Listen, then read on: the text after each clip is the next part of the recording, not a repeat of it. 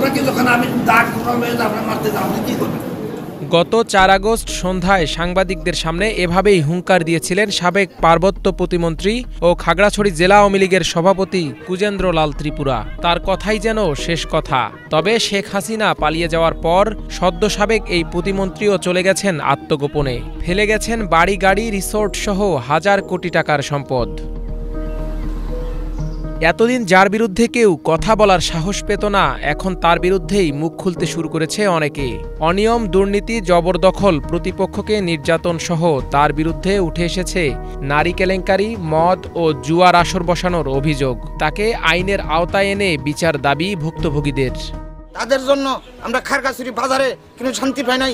আমার একটা বাড়ি আছিল মুসলিম পাড়া, আমার বাড়িঘরটা জ্বালাইছে, আমার বাপ মার কবরে মারা দিতে পারি নাই। গত ১৫ বছর ধরে আমরা এমনভাবে অসহায় ছিলাম, বলার মতো কোনো জায়গায় ছিল না। দফায় দফায় আমার বাড়িঘর ভাঙচুর করা হয়েছে, বিভিন্ন রকম হয়রানি এবং ৭টি মামলা আমাকে জড়িত করেছে তারা। এরপরে আমি থানায় মামলা করতে যাওয়ার পরও তারা কোনো মামলা নেয়নি। ৫টা মিথ্যা মামলা দেওয়া হয়, প্লাস আমার ঘর বাড়িগুলো ভাঙা হয়, কিন্তু তখন আমি মামলা দায়ের করতে পারিনি, পুলিশ আমার মামলাগুলো গ্রহণ করেনি। আমাদের নামে মিথ্যা মামলা দেওয়া হয়েছে।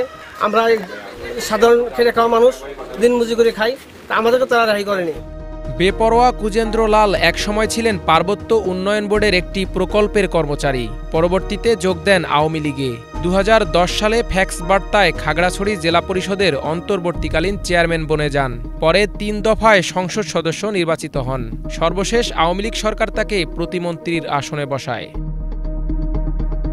ক্ষমতার অপব্যবহার ও দুর্নীতি, অনিয়ম করে স্বল্প সময়ে হয়ে যান হাজার কোটি টাকার সম্পদের মালিক। খাগড়াছড়ি শহরের খাগড়াপুরে বানিয়েছেন কয়েক কোটি টাকার বাড়ি। সাজেক ও আলুটিলা পর্যটন এলাকায় গড়েছেন খাসরাং নামের পৃথক ২টি বিলাসবহুল রিসোর্ট। ঢাকায় রয়েছে একাধিক ফ্ল্যাট। অভিযোগ রয়েছে খাসরাং রিসোর্টে জলসাঘরে চলত মদ জুয়ার আসর। সেখানে নিয়মিত নারী নিয়ে ফুর্তি করতেন কুজেন্দ্র লাল ত্রিপুরা। সম্প্রতি তার একটি ভিডিও নেট দুনিয়ায় ভাইরাল হয়, যা নিয়ে সমালোচনার ঝড় ওঠে। কুজেন্দ্র লাল ত্রিপুরা সে একজন নারী লোভী, বিবাহিত লাগে না, এই যুবতী লাগে না, সব মেয়েগুলোর সাথে সে প্রস্তুতি করতো। আর বিবাহিতা অবিবাহিতা এগুলো সব তার যেটার নজর পড়তো সে সেটা ভোগ করতো। প্রতিবেশীর অভিযোগ, কুজেন্দ্র একসময় ভারতের ত্রিপুরা রাজ্যের বিচ্ছিন্নতাবাদী সংগঠন ন্যাশনাল লিবারেশন ফ্রন্ট অব ত্রিপুরার পৃষ্ঠপোষক ছিলেন।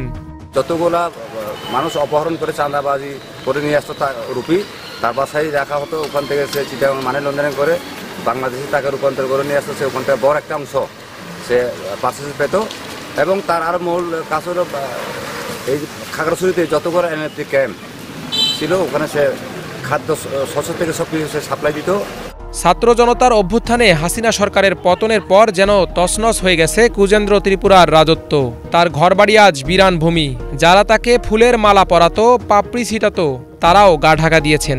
এই মন্ত্রী সাহেব রেছু আগে অনেক লোকজন আছে, এখন কেউ জন আমি একা পাহাড়ে দেয়। মন্ত্রী নাই, কিছু নাই, বাসায় কেউ নাই, মানে তালা দিয়ে বলে সম্ভবত আছে।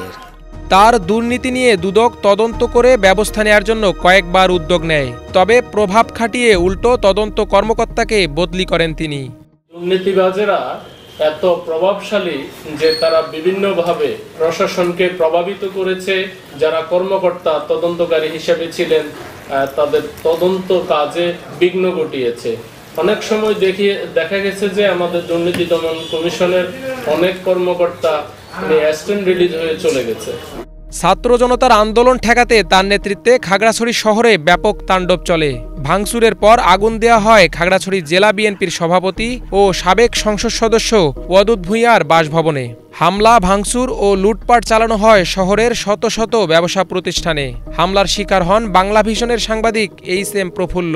ভাঙচুর করা হয় তার বাসা ও অফিসে। ভাঙচুর, অগ্নিসংযোগ ও লুটের অভিযোগে কুজেন্দ্র ত্রিপুরা ও তার সহযোগীদের নামে একাধিক মামলা হয়েছে। তাদের গ্রেপ্তারে অভিযান চালাচ্ছে পুলিশ। বিভিন্ন জায়গায় অভিযান অব্যাহত রেখেছি। এই সমস্ত আসামিকে আমরা এখন গ্রেপ্তার করতে পারি নাই। আমরা আশা করি খুব শীঘ্রই এই মামলার মূল আসামি এবং অন্যান্য আসামিদের আমরা গ্রেপ্তার করতে সক্ষম হব। সন্ত্রাসী ও দুর্নীতিবাজদের আইনের আওতায় এনে তাদের দৃষ্টান্তমূলক শাস্তি দাবি খাগড়াছড়িবাসীর।